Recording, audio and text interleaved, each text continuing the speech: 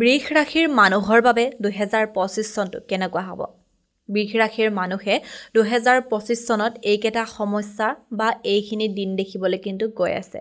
আপুনি যদি জানিবলৈ বিচাৰিছে, আপুনি যদি বৃষ ৰাশিৰ হয়, বৃষ ৰাশিৰ মানুহেনো 2025ত কি দিন দেখিব আমি জানো বলকচোন।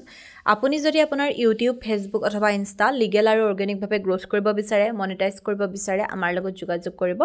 আপুনি আমাৰ পৰা legal views, legal subscriber, legal followers এই সকলোবোৰ লিগেল আৰু অৰ্গেনিকভাৱে ল'ব পাৰিব। আমাৰ হোৱাটছএপ নাম্বাৰ 9864808721। আপুনি আমাৰ হোৱাটছএপত মেছেজ কৰিব, আপোনাৰ ক্ৰাইটেৰিয়াখিনি জনাই দিব আৰু আপোনাক আমাৰ তৰফৰ পৰা ফোন কৰা হ'ব।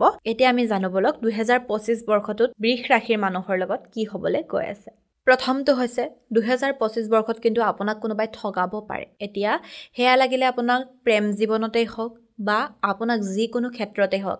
এতিয়া আমি ঠগোৱা বুলি ক'লে প্ৰথমতে আমাৰ প্ৰেম জীৱনৰ কথাই আহে বা আপোনাৰ এইটো আহে যে কোনোবাই হয়তো আপুনি যদি বৃষ ৰাশিৰ হয়, আপোনাৰ প্ৰেমিকাই আপোনাক ঠগিছে, নহ'লে আপোনাৰ প্ৰেমিকাই আপোনাক ঠগিছে। আমাৰ তেনেকুৱা কথা মনলৈ আহে, কিন্তু ঠগা বুলি ক'লে আপোনাক যিকোনো মানুহে ঠগিব পাৰে। গতিকে আপুনি যদি বৃষ ৰাশিৰ এইটো কথা জনা উচিত যে 2025ত কিন্তু আপুনি কাৰোবাৰ ঠগ প্ৰবঞ্চনাৰ সন্মুখীন হ'ব পাৰে। দ্বিতীয়তে এটা ভাল খবৰ, 2025 বৰ্ষটোত আপোনালোকৰ খুব বেছি ধন লাভ হ'ব। আপুনি যদি 2024 বৰ্ষটোত বেয়া দিন দেখিছিল, আৰ্থিক সংকটত আছিল, আৰ্থিক অনাটনত আছিল, তেতিয়াহ'লে 2025 বৰ্ষটোত আপোনাৰ ধন লাভ হ'ব। এতিয়া এনেকুৱা নহয় যে ধন লাভ হ'ব বুলি আপুনি গম পাইছে, আপুনি কাম নকৰাকৈ বহি আছে। আপোনালোকে হয়তো কথা এষাৰ শুনিছে যে কৰ্মই ধৰ্ম, আপুনি কৰ্ম কৰিব লাগিব, কৰ্ম কৰিলেহে আপোনাৰ ধন আহিব। কিন্তু এই যে আপুনি কৰ্ম কৰিছে, তাৰপিছতো আপুনি সঠিক পইচাটো পোৱা নাই বা আপুনি ধনী হ'ব পৰা নাই বা আপোনাৰ ছেটিছফেকশ্যনটো হোৱা নাই যে আপুনি ইমানখিনি কাম কৰিছে, তাৰ পৰিৱৰ্তে আপুনি ইমানখিনিহে পাইছে। তেনেকুৱা হৈ আছে, তেনে ক্ষেত্ৰত আপোনাৰ 2025 বৰ্ষটোত ভাল দিন আহিব। তৃতীয়তে হৈছে 2025 বৰ্ষত কিন্তু আপোনাৰ এক্স ঘূৰি আহিব পাৰে। এতিয়া প্ৰেমত ধোকা দিয়া, ধোকা খোৱা তেনেকুৱাটো হৈ থাকে ন, বহু মানুহে হয়তো খাইছে, বৃষ ৰাশিৰ মানুহেও। তেনে ক্ষেত্ৰত আপুনি যদি বিচাৰি আছিল আপোনাৰ এক্স ঘূৰি অহাটো, তেনে ক্ষেত্ৰত আপোনাৰ কিন্তু এক্স ঘূৰি আহিব পাৰে, আপোনাক ক্ষমা খুজিব পাৰে, আপোনাৰ জীৱনত আকৌ প্ৰৱেশ কৰিব বিচাৰিব পাৰে। চতুৰ্থতে হৈছে আপুনি যদি সাংস্কৃতিক জগতখনৰ লগত জড়িত, আপুনি কলাৰ ক্ষেত্ৰখনৰ লগত জড়িত, তেনে ক্ষেত্ৰত আপোনাৰ কাৰণে ভাল খবৰ। আপুনি অভিনয় জগতখনত বহুত বেছি ওপৰলৈ যাব পাৰিব। আপুনি যদি বৃষ ৰাশিৰ হয়, আপুনি খুব ভাল, কাৰণ 2025 বৰ্ষটো আপোনাৰ বাবে ভাল হ'ব। আপুনি অভিনয় জগতখনত সুনাম কঢ়িয়াব পাৰিব, অভিনয় জগতখনত আপুনি আগুৱাই যাব পাৰিব। যদিহে আপুনি কলাৰ ক্ষেত্ৰত আগ্ৰহী, তেন্তে এই বছৰটোত আপোনাৰ কাৰণে ভাল।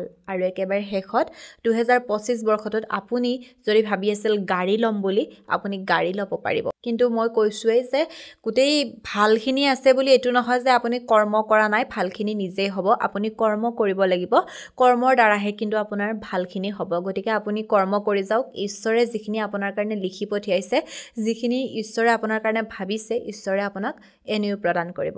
কেৱল আপুনি আপোনাৰ কৰ্ম ভালদৰে কৰি যাওক। অবি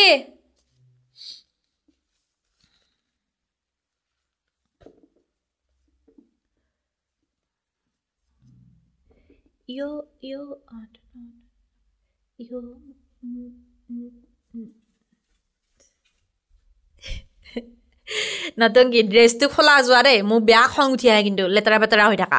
অকণমান পৰিষ্কাৰ হোৱা গৈচোন, যোৱা দোকানত যাম নহয়। চোলা পিন্ধা আৰু এইডাল চোলা পিন্ধি, ক'লা জেকেটটো খোলাচোন, ক'লা জেকেটটো ঘৰত পিন্ধি থাকিবা, বাহিৰততো এইডালে পিন্ধি যাব।